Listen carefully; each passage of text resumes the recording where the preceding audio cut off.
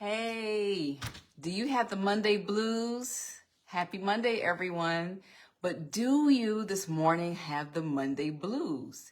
If so, if you have the Monday blues, do you want it gone now and gone for good? As many of us know, the Monday blues is really that time of the week where we've had this wonderful, fun weekend, and now there's these negative emotions that many people experience at the beginning of the work week. It's a common feeling of sadness, lack of motivation, lack of energy, just a lack of enthusiasm about the work week starting, and basically from the exhaustion that we have from not getting the sleep that we deserve. Because many of you may not know, getting bad sleep, not being able to stay to sleep, not being able to go to sleep, just any type of issues with insomnia can actually exacerbate or just bring on the Monday blues in general. So if you have the Monday blues and you want to get rid of it now and get rid of it good, listen up. There's a few reasons how the Monday blues can come about, especially when it's caused by sleep problems and sleep disturbances. So I have a few notes here. I always got my notes, so bear with me here. I would say the number one reason we're looking at people on the weekend staying up late, having events they're going to, definitely Netflixing, watching all the stuff on television that they didn't see all week. All of that can certainly contribute to just not getting that good sleep on Sunday night. Also, some people don't have a consistent bedtime. They go to a bedtime and wake up time too at different times throughout the week versus the weekend. So if you're someone that's used to getting up at 6 a.m. on, Monday through Friday, but find yourself getting up at noon on the weekend, that could be a definite issue while you're waking up that Sunday morning with the blues. So we'll talk about that a little bit more when I get some tips on what you can do about the Sunday blues. There's also some accumulated sleep debt, which means you're already behind on your sleep, just like a regular debt. You're owed some sleep to your body, but you're behind on some of that. And you just make it worse depending on what went on that weekend. So that Monday morning could definitely see additional issues with sleep debt because you didn't get the good rest that Sunday night before. Another reason those Monday blues can kick in if you didn't get your sleep was on Sunday night. A lot of our sleep is used to consolidate our memories. So the things that you've been learning all along, they actually come together and are jailed in during our sleep, especially that deep sleep that we get, that REM sleep, the rapid eye movement. If for some reason you didn't get that on Sunday night, waking up Monday morning to the Monday blues can be a really common thing for you. And that's something we want to work on. It can also affect our moods. Sleep and mental health are so integrated and so they're very married to each other, which is a reason I talk a lot about mental health. Without the good sleep, if there's some underlying mental health conditions, without good sleep, it can make them actually worse. If there's no underlying conditions, people can see just really changes in their moods, being irritable, having depression, and just this general unhappiness that can occur. Attention. Are you able to pay attention? There's so much going on in this world that's grabbing our attention. But are you able to pay the attention, if you're a businesswoman, to really do the sales, marketing, and everything that you want to do? Also, looking at decision making. Do you have small kids and you need to make decisions for them or your family in general? That decision making and paying that keen attention can be wiped out if you don't get that good sleep. I hear a lot of people talking about fog brain, having a fogginess on his brain, just a fog brain in general. That can definitely be brought about by bad sleep, where you can't get to sleep or stay to sleep. And that fogginess in turns makes for a horrible, disastrous Monday blues situation. Also hormonal imbalance. If we don't get the proper sleep, we can have a shoot up in the stress hormone, which is called cortisol. And we can also have a dip in our feel-good hormone, the serotonin. So these are some of the reasons why we can definitely run into the Monday blues on this Monday. One final reason I'll go in, if we have to interact with colleagues, co-workers, whatever the case is, there's usually some interaction, interpersonal interaction at the beginning of our work week. Lack of sleep can cause you to be very irritable, cranky, just downright nasty sometimes. That can definitely affect our interpersonal relationships, start of the work week, even our interpersonal relationships at home, if we're not getting the good sleep that we need to be getting. So I want to talk about some of the ways that we can definitely, hopefully get rid of those Monday blues and definitely just wipe them out. Establishing that regular sleep pattern is a must. So you need to be getting to sleep with similar times, Monday through Friday, and also the weekend. So going to sleep and also waking up at similar times. Those deep fluctuations actually mess up your whole body. You mess up the sync. You're in like a natural sync, a regulatory sync. You disrupt that when you do multiple different times of going to sleep and waking up. So definitely even that out. You're going to look at definitely deep relaxation techniques. My favorite one is doing the progressive muscle relaxation, where you start at the top of your body, you go down to release the tensions that have been building up through the day. I've led clients through this, and they've been telling me that they don't even get through the whole body and they can start falling asleep doing these tension releasing activities. So that's something very exciting to look forward to. Guided imagery, and also breathwork exercises.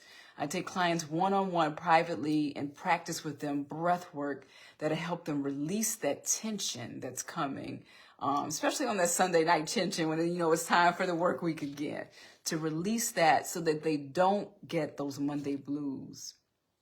We always go into the sleep hygiene. I did a couple of videos back. You want to check those out. The sleep hygiene, what we're looking at, and your bedroom should be really a sanctuary, an oasis sanctuary, and definitely dark as possible as nighttime. You should have natural, beautiful fabrics, not all these polyester and chemical fabrics that we can't pronounce. Natural, wonderful fabrics that you're sleeping on. Usually that's 100% cotton. You want your temperatures to be right. Anywhere from 65 to 73 is usually optimal temperatures. And that might differ from person to person. I did another video recently about the tech. We have so much technology in our bedroom. The TV is in the bedroom, cell phones in the bedroom, the laptop is in the bedroom, the gaming consoles in the bedroom, the dock station. All of this stuff needs to go. It emits blue light, which is very detrimental to our health, especially our sleep health. It decreases melatonin, which is, as all of you all know by now, melatonin is our go-to hormone in our body. Our body naturally secretes it. You don't have to take a pill for it. That's a whole nother conversation. We'll do a whole nother video on that. But the melatonin, we naturally secrete and make that. But some things can hamper it, and that's all the blue light and technology at night. Also, just establishing, we talked about that calming pre-sleep routine. I've had some clients who, when we were going over their one-on-ones, they told me that they just go to bed. And they were wondering why they can't get to sleep. You need some type of a calm down, restful routine so that your brain isn't active and racing. And that active and racing brain will make it really, really hard to get to sleep at night. We also look at the nutritional things that are going on. For all my coffee drinkers out there, do you have a cutoff point as to when you drink coffee? I know for me, if I'm going to have caffeine, I can't really have it past noon, or else I'm going to have issues that night. So every person's different. Some person's cutoff point may be 4, some persons may be 2. Some people may need to cut it out their diet completely because they're super slow metabolizers, and the coffee's just hanging around forever. Even if they had it at 10, by 9 p.m. at night, it's still hanging around. So we look at that. We look at people who sometimes want to get a nightcap, and we know the nightcap can be an alcoholic beverage.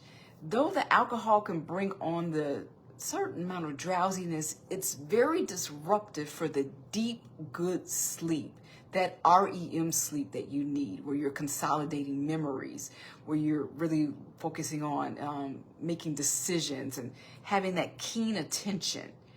You wipe that out with alcohol. So that's something, do you have a cutoff point as to if you have a glass of wine with dinner? What's your cutoff for that? So we look at those. We also look at enriching the diet with lots of melatonin-rich foods in the evening. So that's a wonderful way. I also love magnesium-rich foods. And a little bonus tip, I always like to throw a bonus tip, a magnesium-rich bath will do wonders for your evening relaxation. Look at a magnesium-rich, another tip, aromatherapy into that bath.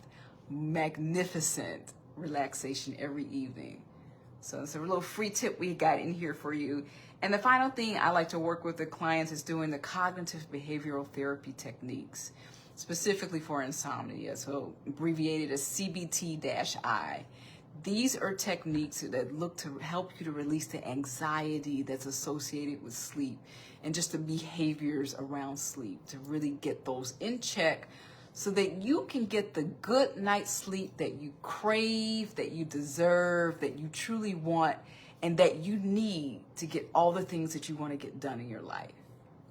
So if you need help with any of these, really addressing the root causes, not just putting a Band-Aid over with coffee or alcohol or some melatonin pills, but really getting to the root cause. Right now we have a rest and reset intensive that we have going on. So this is a 2-hour sleep makeover, a private one-on-one session where we're going to meet on Zoom and we're going to go over your sleep and stress habits together. Look at what those are and see how we can definitely formulate a system to get you the help that you need for better sleep.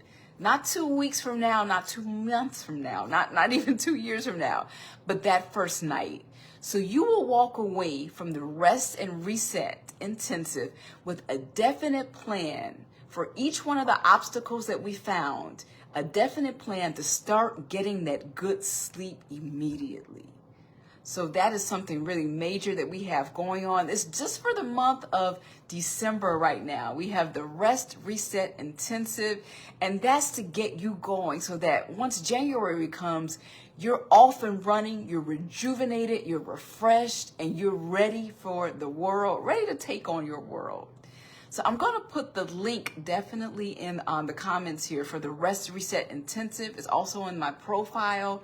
This is something you want to do. Definitely make this a commitment to yourself, an investment in yourself. As we all know, sleep is one of the major foundations to good health. It's where our cells repair themselves at night. It's where we can definitely helps us to lose weight. It helps our immune system. We're in cough and cold season now. So if you want that good, deep sleep that you need, that you deserve, that you require for your immune system, your cellular health, your memory health, for everything, that foundational health that you need, definitely hop on to the Rest and Reset Intensive. I'll put the link down here in the bio. It's already in the bio. I'll put it also in the comment section. And I'll go here now, see if there's any questions. Okay, I got a couple of questions. Thank you so much for your questions. So the first question I have, who is the Rest and Reset Intensive for? So primarily I work with women. I've worked with a couple of men on occasion, but I find that actually men do not need as much sleep as women. I found this, and I did a lot of research around this as well. Men can get away with like 6 to 8 hours of sleep and be highly productive and, okay for the day. Women need 7 to 9 hours, and some women need more. You know that we have hormones, emotions going on. During certain things during our cycle, we can require more. If we're a young mom with younger kids, we know how they wear and tear on us, those youngins. We require more sleep. So we as women just require more sleep. So that's one thing as a woman. Number two, who this is for, if you just have an occasional night's sleep, here and there, this may not be for you. This is for people who they're suffering from, they're sluggish all the time. They have a foggy mind all the time. They feel irritable, anxious, panicky. They just feel fatigued. No matter what they do, they wake up exhausted. This is for those people. And that's typically for chronic issues. If you just had, 1 or 2 nights of bad sleep 2 weeks ago, this isn't for you. This is for people who night after night, anywhere from 3 to 4 nights and more a week, they're just finding that it's hard to go to sleep, hard to stay asleep, and hard to wake up feeling refreshed and ready for the day. So that's who the Rest Reset Intensive is for. So let me see if I have any other questions. I think that's all the questions for today. Thank you all so much for attending. This has been wonderful. I definitely have my DMs open. So if you have any questions about the live or the Rest Reset Intensive, definitely hit me up in the DMs. And I think that's it for today. Yay! So thank you so much for coming on, and I'll see you next time. Bye-bye.